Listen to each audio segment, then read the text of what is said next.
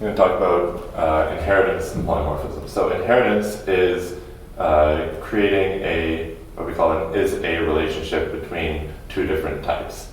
So that means that every object of one type, which we call the subclass, is also an object of what we call the superclass. So the analogy that my high school computer science teacher used to teach me for this was musical instruments. So for example, you could say like you have this generic concept called an instrument. Every wind instrument is an instrument. Every string instrument is an instrument. Also, every violin is a string instrument, every viola is a string instrument, every cello is a string instrument, etc. Yeah, from a sort of theory point of view, that means that you can use an instance of, say, your violin class everywhere you could use an instance of anything that's an instrument. And you can take something that you know is an instrument, you can say, is it a violin? And if so, maybe I can do something, then I can say, okay, treat this as a violin, and do some, like maybe use some extra functions that are only included in the violin class. What that also means from a code usage point of view is that every subclass inherits all the members from the superclass. So it's in terms of code structure, it's similar to actually having just, so let's say we had class A, and then we had B, which this is the C++ syntax for inheritance. So that means that B inherits from A. Everything in here would also be in B. When you construct B, the constructor for B implicitly calls the constructor for A, and if A has a constructor that takes different parameters, then you have to specify those parameters for initializing A from the B constructor. So it is very similar to actually having a field inside B of type A, except that you can, like you don't have to do like, so let's say if you had something like that, you wouldn't have to do B dot A dot whatever, you just do B dot whatever to access something that's inside, that was defined inside A, like a field or a method, etc. Does that make sense?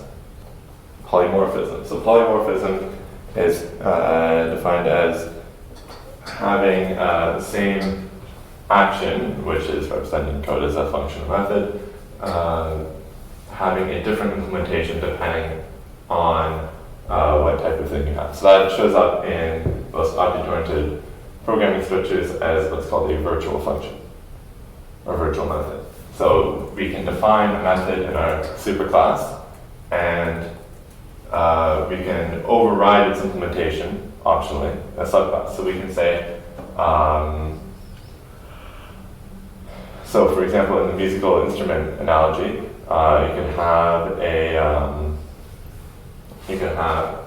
a function called play, which subclasses may like override the implementation of play to make whatever sound it makes like that real instrument.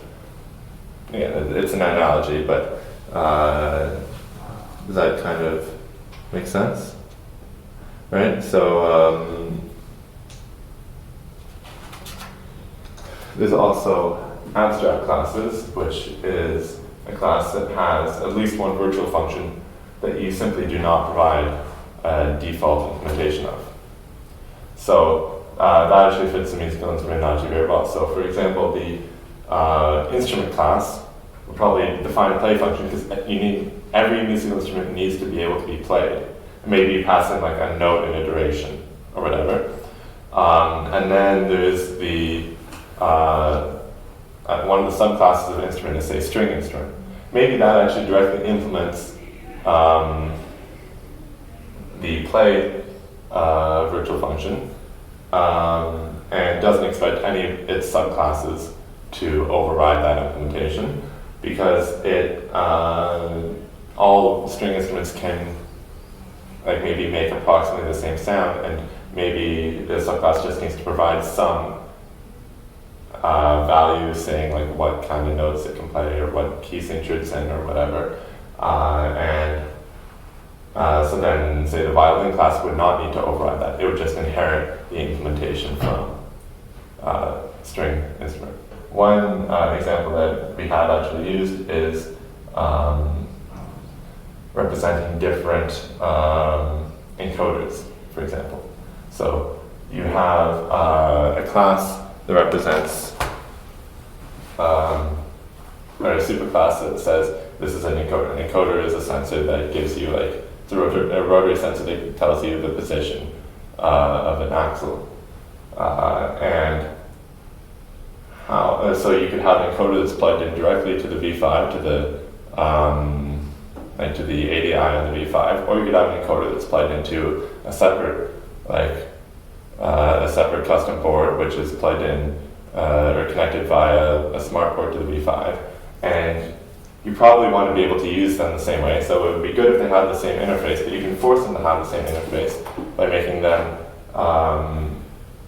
both subclasses of the same encoder superclass, and that might have virtual, pure virtual.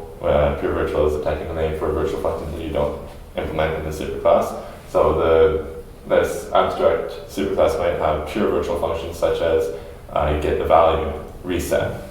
It might have a concrete function, meaning something that's not virtual, for maybe calculate velocity, because the only thing you need to do to calculate the velocity of an encoder is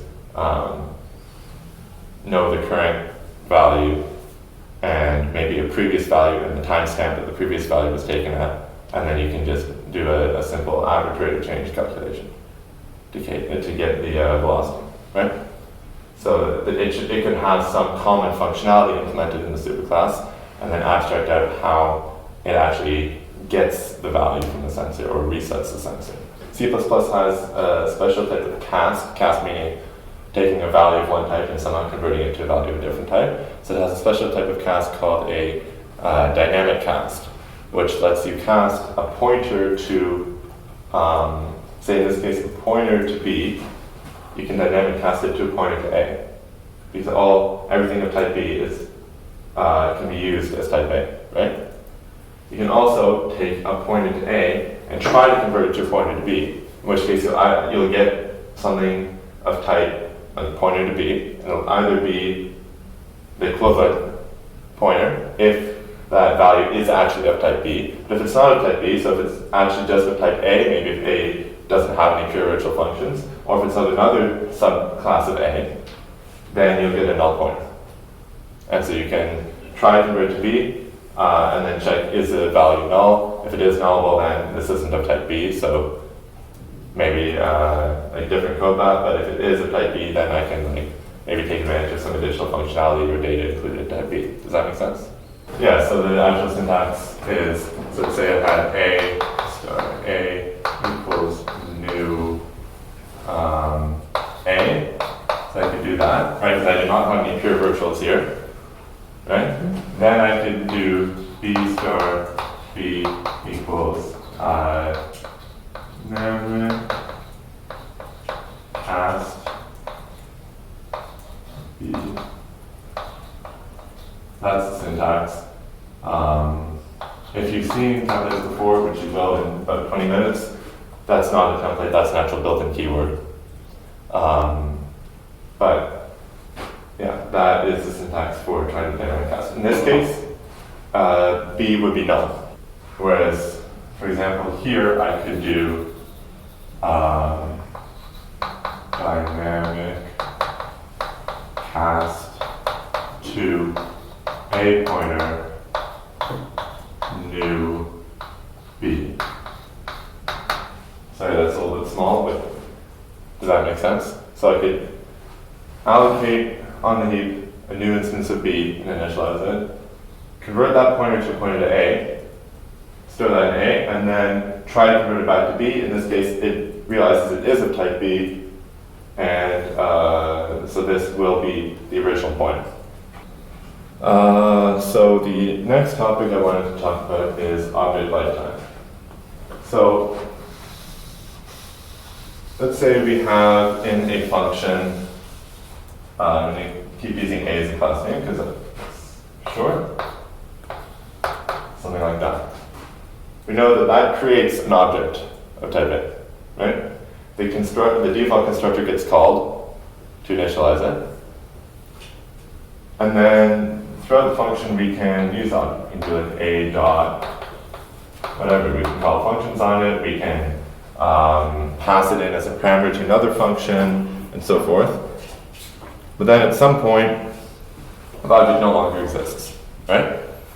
For this, it may be intuitive to realize that the point where the object no longer exists is around where the closing brace is, because that's where that variable is no longer in scope, right? And that's not just a conceptual, you can't access a variable outside there. At the point where the code exits that block, it actually does do some stuff to clean up the object. For a very trivial type like int, it doesn't need to do any cleanup. But you can actually customize what happens when the object is destroyed. That's by creating what's called a destructor, which is the opposite of a constructor. So every object, or every class has only one destructor. You can't have any parameters because there's no way that the implicitly generated call to the destructor will provide any arguments to it.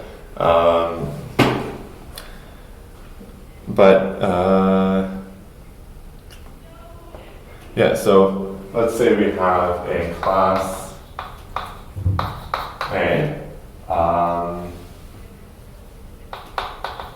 Let's say as an example we have int pointer.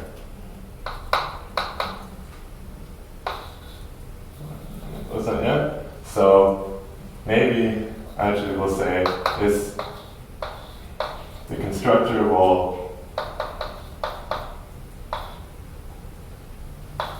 initialize that to the number 7. Okay? Or to a new, when the default constructor will allocate a new integer on the stack, set it to 7, or initialize it with the value 7, and store the pointer to it in this field I. That makes sense? Then what we actually want to happen when the object gets destroyed is we want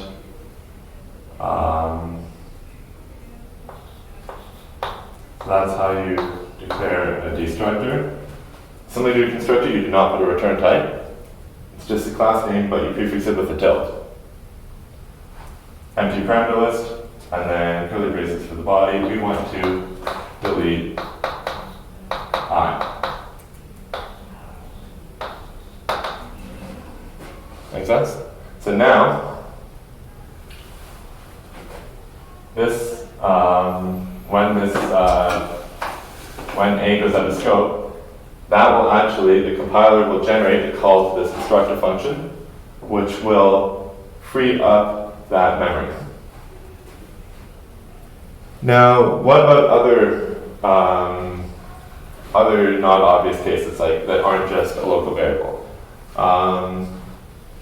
What about a field inside the class? So what if we had another thing, maybe of type B here, and maybe another field of type B, and maybe B also has what we call a non-trivial destructor, so like a destructor that actually does something. Yeah, no matter whether or not you provide a destructor, when it gets to the end of the destructor, it will also call the destructor of every single field in the class. So, and that always happens at the end.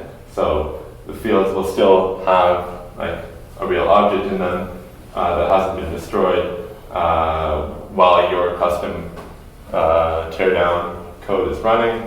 But at the end, no matter what, it'll make sure it tears down every field.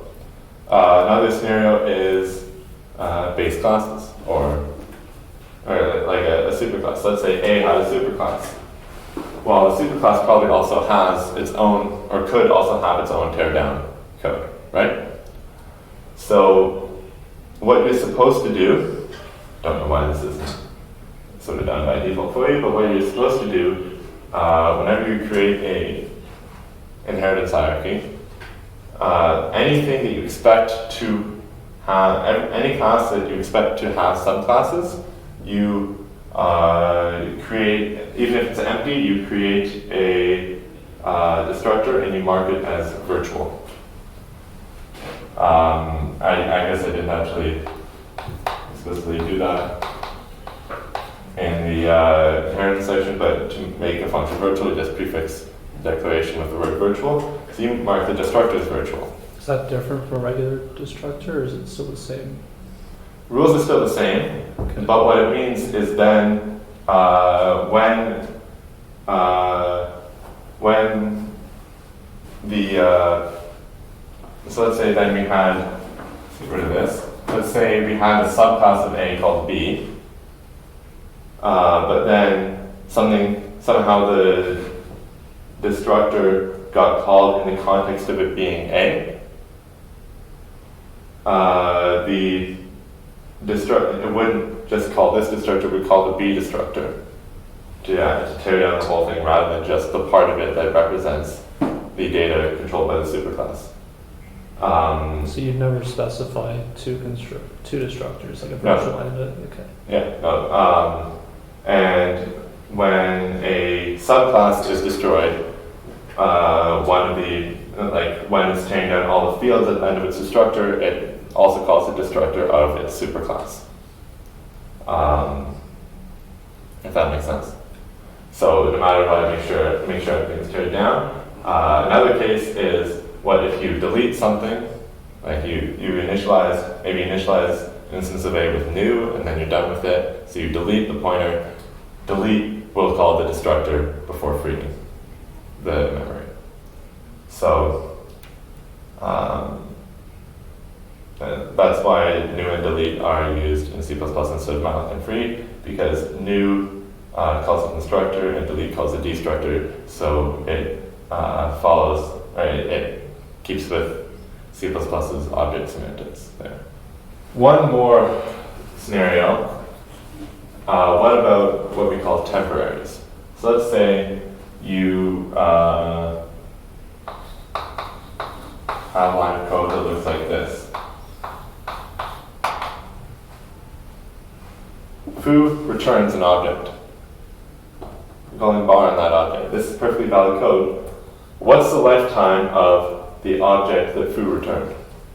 It's not until the end of the function block, because the object basically doesn't exist after this line, right? The second bar returns? Or, yeah.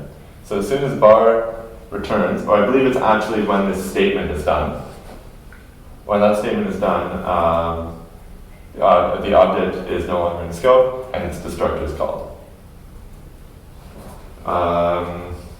Similar idea if you have something like this. So call bar. Bar will return a value. That value will be destructed after foo returns. One more topic that's relevant under the topic of objects is references. So a reference is something that basically internally is like a pointer, externally is like the thing it points to. So fairly trivially, you could have a function. So a reference, it's like a pointer, but you replace the star with an ampersand. You could have a function like that. And then you could do like I plus equals 7. And that would actually, and then if you call like int x equals 3, foo x, after this line, x would equal 7. So it implicitly bind the parameter I, which is a reference, it's called binding a reference, which is equivalent to constructing an object. It binds the reference to this variable, and then, so anything you do with I in there is equivalent to doing it with X. Make sense? So why you would want to do that? It avoids unnecessarily copying a large amount of data, for example. So if you had a structure that was like 10 kilobytes, you could have a structure that big if you had a lot of data that you were storing. You don't want to pass it by value, which would be without that, because then it would like have to copy the whole 10 kilobytes into another stack frame just to maybe access like one or two numbers within there. So instead you pass by reference. You're referencing the variable, like the upstream variable wherever it is, or in some cases it's useful to be able to modify the value that gets passed in without needing or without wanting to do the extra syntax associated with a pointer. One thing to note here is that if you just have a reference, say like